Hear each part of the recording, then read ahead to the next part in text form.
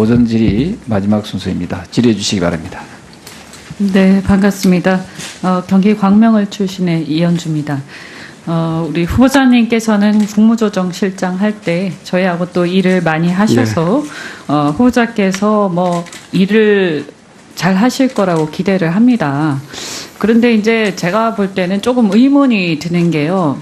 사실 과거에 두 정부에서 계속 예산실장, 기재부 차관, 또 국무조정실장 이렇게 역임을 하셨잖아요. 네네. 그리고 그때 뭐 아시겠지만 경제정책의 기조가 낙수효과에 기반한 그런 경제성장 정책이었는데 실제로 후보자께서도 2014년 2월에 아랫목 온기 윗목으로 가서 국민이 체감하게 할 것이다. 그런데 그 온기가 아랫목에서 윗목으로 가는데 시간이 조금 걸릴 뿐이다. 이런 발언도 하셨어요. 그래서 지금 어떻게 좀 생각하시는지, 혹시 생각의 변화가 있는지, 이게 좀 제가 볼 때는 현 정부의 경제정책 방향하고 좀 일치하지 않는다 이렇게 생각하는데 좀 간단하게 말씀해 주시겠습니까? 제가 그때 아랫목 운목 했던 얘기의 컨텍스트는 제가 기억을 못하고 있습니다만 아마 그때 고용률 70% 로드맵 2월 예, 그때 아마 고용률 70% 로드맵 작업을 할 때 했던 말로 기억을 합니다. 그때도 지금 그 고용을 올리기 위해서 70% 로드맵 만들고 그때 이제 기초연금 도입 등 일자리 창출 복지합치 그때 했던 말이었기 때문에 기본적으로 뭐 같은 맥락이 아닐까 하는 생각을 해봅니다. 네. 그래서 어쨌든 그 얘기가 그런데 이제 기본적으로 이제 당시에 낙수 효과에 대한 어떤 그 강조를 계속 하시면서 하신 얘기인데요. 지금 이 부분에 대해서는 지금 생각이 좀 바뀌셨나요? 낙수 효과에 대해서는요, 의원님, 아까 우리 심기준 의원께서 질의가 계셨습니다만 제가 만들었던 국장 때 비전 2030에서 이미 낙수 효과의 한계에 대해서 얘기를 하면서 그 제도 개혁과 이 선투자를 얘기를 했었거든요. 그렇기 때문에 이것을 그리고 그 한계에 대해서 이미 그 당시에 생각을 하셨고 지금도 그렇게 생각하신다. 한계에 대해서 한계가 있다 이렇게 생각한다. 그렇게 해주시면.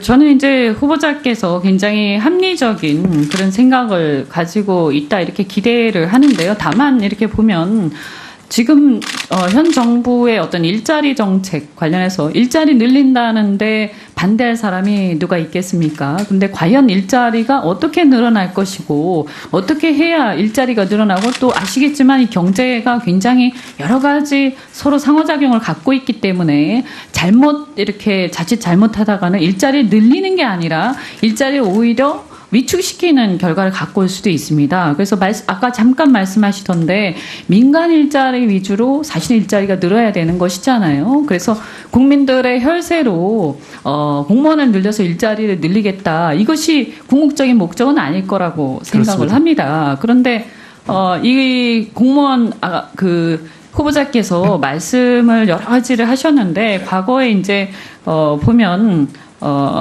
공무원을 이제 후보자께서 철밥통 이렇게 표현을 하셨어요. 뭐 그것은 많은 분들이 그렇게 표현을 하시니까 어떤 예를 들어서 굉장히 경직돼 있고 유연하지 못한 그래서 효율성이 떨어지고 경쟁력이 떨어지는 이런 어떤 공무원 사회, 관료 사회의 특징을 말씀하신 거다 이렇게 보는데요. 저는 뭐 어느 정도 인정을 합니다. 그렇기 때문에 오히려 관료 사회나 이 공공부문은 개혁을 해야 될 부분이 굉장히 많다. 그래서 그 개혁해야 될 부분을 놔두고 그냥 무작정 늘리게만 해서는 이것이 굉장히 감당하기 힘들어지고 오히려 이런 것들이 경제의 어떤 순환을 막아서 굉장히 침체로 갈 가능성이 굉장히 그런 위험이 있다라고 생각을 합니다. 아까 말씀하신 그런 소방직이라든지 뭐 이런 부분에 대해서는 제가 인정을 하지만 그러나 이 개념 자체는 방향 자체를 너무 이렇게 가는 것은 문제가 있지 않는가.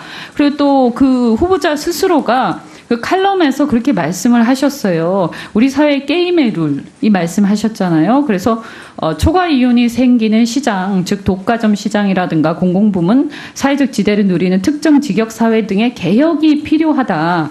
그래야 경제가 발전한다, 성장한다 이런 말씀하셨고 저는 일정 부분 동의를 하는데요. 이 얘기로 보자면 어떤 관료 사회나 어떤 공공부문이라는 게 이제 독과점적 구조를 원래 갖고 있잖아요. 그래서 그것을 비대화시켰을 때 오히려 경제 위축될 수 있다, 일자리도 줄어들 수 있다. 이 부분에 대해서 저는 아주 깊은 고민이 필요하다 생각하는데 어떻게 생각하십니까? 의원님 지적에 전적으로 공감합니다. 이 공공부문이나 아까 말씀하신 그 철밥통 내지는 이 기득권 카르텔 이쪽에 있어서는 저희가 분명하게 이 개혁을 해야 되는 부분이고요. 그래서 그 부분은 우리 의원님 전체로 동의하고요. 이번에 이 추경 문제는 워낙에 지금 이제 여러 가지 사정들이 아까 말씀드린 것처럼 고용 절벽에 또 지금 에코붐 세대가 91, 95년생들이 앞으로 5년 동안에 계속 더 많이 나오고 있거든요. 이런 측면에서 그 민간 부문 일자리를 궁극적으로 내기 위해서 지금 정부에서 할 수 있는 고민, 재정의 역할 이런 측면에서 이제 좀 다른 지면으로 보셨으면 좋겠고요. 결국은 아까 말씀드린 것처럼 추경은 저는 크게 세 가지 중요한 포인트가 있다고 생각합니다. 첫 번째는 할 거냐 말 거냐 문제고요. 두 번째는 그 내용의 문제거든요. 그래서 이 추경을 통해서 민간 일자리까지 연결되는 그 연결고리를 어떻게 찾으면서 할 것이냐 하는 그 문제가 이 추경 성패의 키가 있다고 저는 생각을 합니다. 그 부분은 아마 나중에 네네. 부분을 받으실지 모르겠는데 굉장히 문제가 많아요. 네네. 네네. 이따 고견 주시면 네. 알겠습니다. 네, 원활한 회의 진행을 위해 잠시 정회한 후 2시에 속개하겠습니다. 정회를 선포합니다.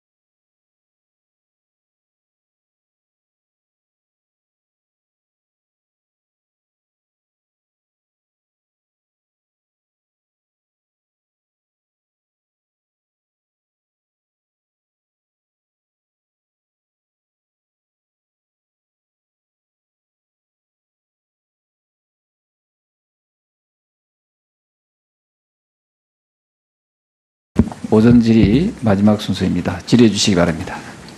네, 반갑습니다. 경기 광명을 출신의 이현주입니다. 우리 후보자님께서는 국무조정실장 할 때 저희하고 또 일을 많이 하셔서 후보자께서 뭐 일을 잘 하실 거라고 기대를 합니다. 그런데 이제 제가 볼 때는 조금 의문이 드는 게요. 사실 과거에 두 정부에서 계속 예산실장, 기재부 차관, 또 국무조정실장 이렇게 역임을 하셨잖아요. 네네. 그리고 그때 뭐 아시겠지만 경제정책의 기조가 낙수효과에 기반한 그런 경제성장 정책이었는데 실제로 후보자께서도 2014년 2월에 아랫목 온기 윗목으로 가서 국민이 체감하게 할 것이다. 그런데 그 온기가 아랫목에서 윗목으로 가는데 시간이 조금 걸릴 뿐이다. 이런 발언도 하셨어요. 그래서 지금 어떻게 좀 생각하시는지, 혹시 생각의 변화가 있는지, 이게 좀 제가 볼 때는 현 정부의 경제정책 방향하고 좀 일치하지 않는다 이렇게 생각하는데 좀 간단하게 말씀해 주시겠습니까? 제가 그때 아랫목 운목 했던 얘기의 컨텍스트는 제가 기억을 못하고 있습니다만 아마 그때 고용률 70% 14년 로드맵. 2월. 예, 그때 아마 고용률 70% 로드맵 작업을 할 때 했던 말로 기억을 합니다. 그때도 지금 그 고용을 올리기 위해서 70% 로드맵 만들고 그때 이제 기초연금 도입 등 일자리 창출 복지합치 그때 했던 말이었기 때문에 네. 기본적으로 뭐 같은 맥락이 아닐까 하는 생각을 해봅니다. 네. 그래서 어쨌든 지금 현 정부의 어떤 일자리 정책 관련해서 일자리 늘린다는데 반대할 사람이 누가 있겠습니까? 근데 과연 일자리가 어떻게 늘어날 것이고 어떻게 해야 일자리가 늘어나고 또 아시겠지만 이 경제가 굉장히 여러 가지 서로 상호작용을 갖고 있기 때문에 자칫 잘못하다가는 일자리를 늘리는 게 아니라 일자리를 오히려 위축시키는 결과를 갖고 올 수도 있습니다. 그래서 아까 잠깐 말씀하시던데 민간 일자리 위주로 사실 일자리가 늘어야 되는 것이잖아요. 그래서 국민들의 혈세로 공무원을 늘려서 일자리를 늘리겠다. 이것이 궁극적인 목적은 아닐 거라고 생각을 그렇습니다. 합니다. 그런데 이 공무원 후보자께서 말씀을 여러 가지를 하셨는데 과거에 이제 보면 그 얘기가 그런데 이제 기본적으로 이제 당시에 낙수 효과에 대한 어떤 그 강조를 계속 하시면서 하신 얘기인데요. 지금 이 부분에 대해서는 지금 생각이 좀 바뀌셨나요? 낙수 효과에 대해서는요, 의원님 아까 우리 심기준 의원께서 질의가 계셨습니다만 제가 만들었던 국장 때 비전 2030에서 이미 낙수 효과의 한계에 대해서 얘기를 하면서 네. 그 제도 개혁과 이 선투자를 얘기를 했었거든요. 그렇기 때문에 이것을 그리고 그 한계에 대해서 네. 이미 그 당시에 생각을 하셨고 지금도 그렇게 생각하신다. 한계에 대해서 한계가 있다 이렇게 생각한다. 네, 그렇게 해주시면 네. 저는 이제 후보자께서 굉장히 합리적인 그런 생각을 가지고 있다 이렇게 기대를 하는데요. 다만 이렇게 보면 공무원을 이제 후보자께서 철밥통 이렇게 표현을 하셨어요. 뭐 그것은 많은 분들이 그렇게 표현을 하시니까 어떤 예를 들어서 굉장히 경직돼 있고 유연하지 못한 그래서 효율성이 떨어지고 경쟁력이 떨어지는 이런 어떤 공무원 사회, 관료 사회의 특징을 말씀하신 거다 이렇게 보는데요. 저는 뭐 어느 정도 인정을 합니다. 그렇기 때문에 오히려 관료 사회나 이 공공부문은 개혁을 해야 될 부분이 굉장히 많다. 그래서 그 개혁해야 될 부분을 놔두고 그냥 무작정 늘리게만 해서는 이것이 굉장히 감당하기 힘들어지고 오히려 이런 것들이 경제의 어떤 순환을 막아서 굉장히 침체로 갈 가능성이 굉장히 그런 위험이 있다라고 생각을 합니다. 아까 말씀하신 그런 소방직이라든지 뭐 이런 부분에 대해서는 제가 인정을 하지